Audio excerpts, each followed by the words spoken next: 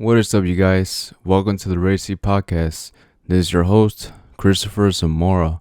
Welcome to the show.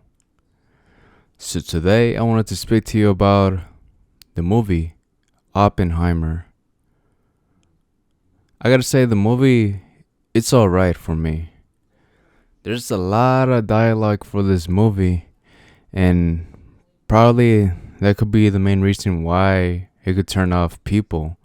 Like, people would not want to see this movie ever again. I could be one of those people as well. But to be honest, since I do like history, I had to say that this movie was not bad. I'll just give you my score for this film. I will give it a 6 out of 10. Christopher Nolan, he has made great movies in his career. He has created the Batman trilogy, Batman Begins, The Dark Knight, and The Dark Knight Rises. And he has also made Tenet, and now he has made Oppenheimer. Those are just like a few movies that I know of his. Oppenheimer is the latest one for right now. J. Robert Oppenheimer, he's a quantum physics scientist, and he was the man who created the atomic bomb against the Germans or the Japanese. At first, they were going to throw that bomb to Germany, but instead they threw it to Japan because at the time when they completed making the bomb, Germany actually surrendered. And then a month later, since Japan refused to surrender during World War II, that's when they threw 2 bombs at Hiroshima and Nagasaki. 3 days prior, first they threw the first bomb to Hiroshima, and then 3 days later to Nagasaki. Let's just start with J. Robert Oppenheimer's story. Like I said, he was a quantum physics scientist. He went to school and just learn about anything that he could about creating an atomic bomb. This movie didn't really focus as much on his personal life, like the people that he dated, but this movie just mostly focuses on his mind, on what he thinks, and what he could actually make something of this. Because without him, we would have never had weapons of mass destruction, nuclear weapons.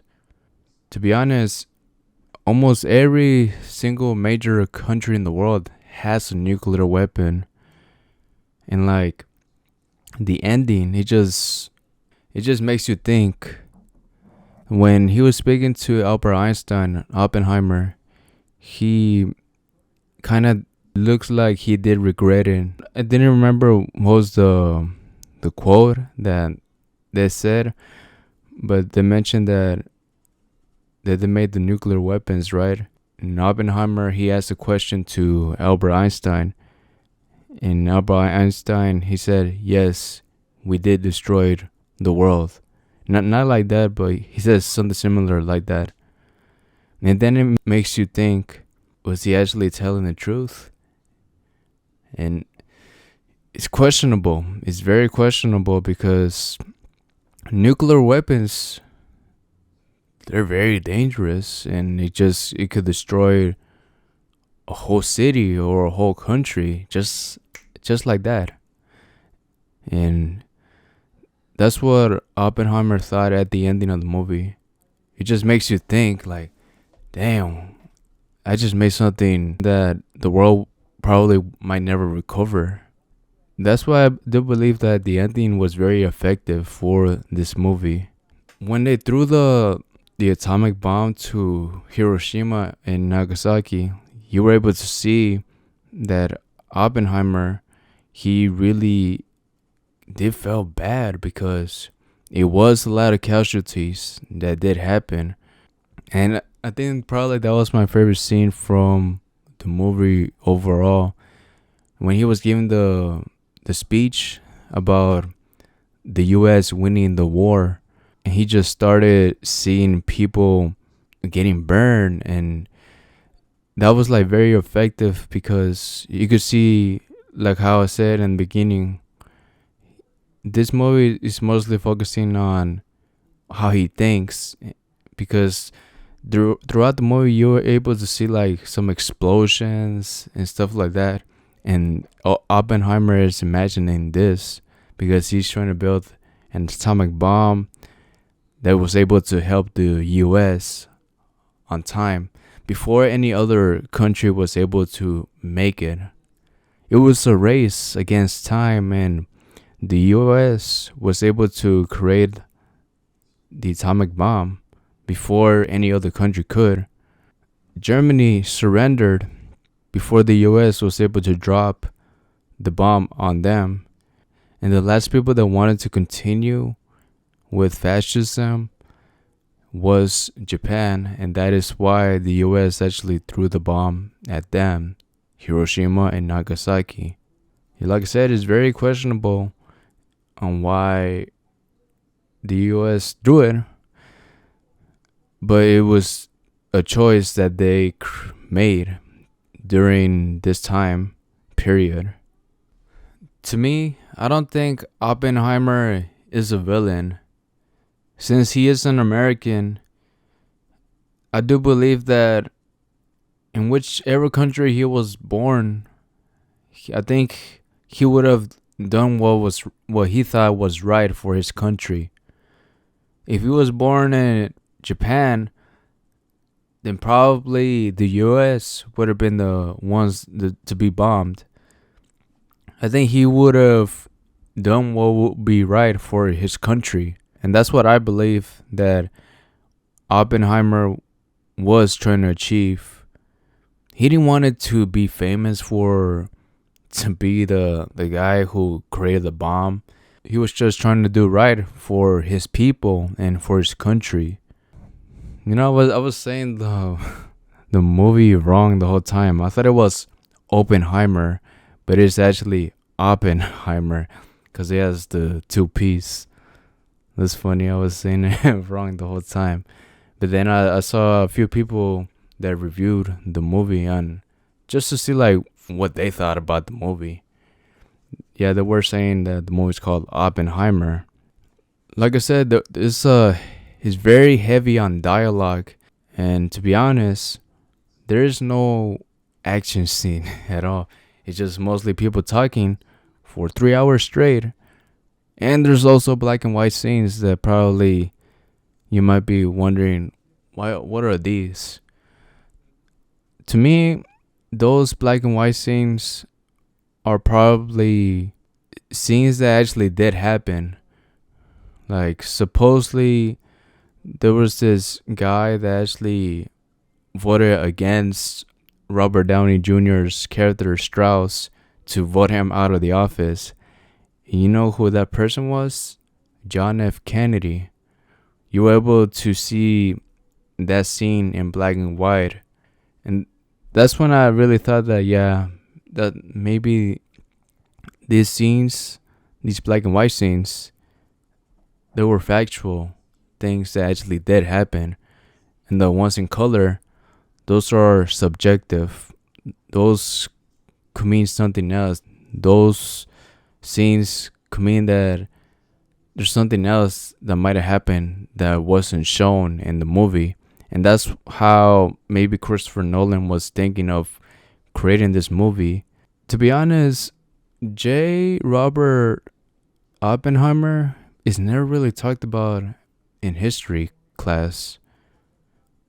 I know because I'm one of those people that actually likes history, and I pay attention to history. I didn't remember not once that any of my teachers talked about Oppenheimer during high school, middle school. Nobody. Yeah, we didn't really talk about Oppenheimer ever. This was the very first time. And I really did wonder who was the father of the atomic bomb. until I actually saw the trailer for the movie Oppenheimer. And I was confused at first, like, what was this movie about? It seemed tricky, but then my cousin, he told me about that he's the man who created the atomic bomb. And I was like, oh, okay. Okay, I see you, Christopher Nolan. It seemed interesting. And so I went to go see the movie. But like I said, this movie might not be your favorite one of the year because there is a lot of talking. And I do agree, man, that they should have included at least a few action scenes. But no, man, it's just a lot of talking, and you could actually lose track of what they're actually saying in the movie as well. Because sometimes, I don't know, like the echo in the room, in the theater, you're not able to hear well of what they're saying. Because like sometimes you're not able to catch like the dialogue on what they're saying. And I was like, what did he say? What did she say? I was like confused. Like, what did I miss? I had to catch up now. And I had to really, really pay attention.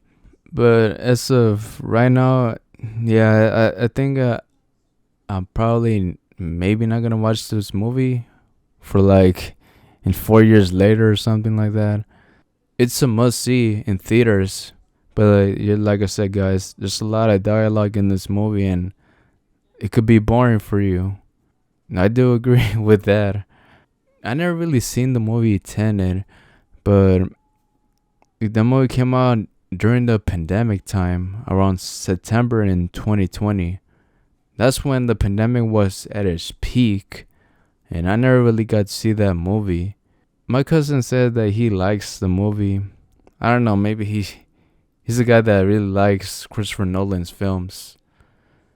But like me, after the Batman movies, I don't know, it just seems not my taste in movies.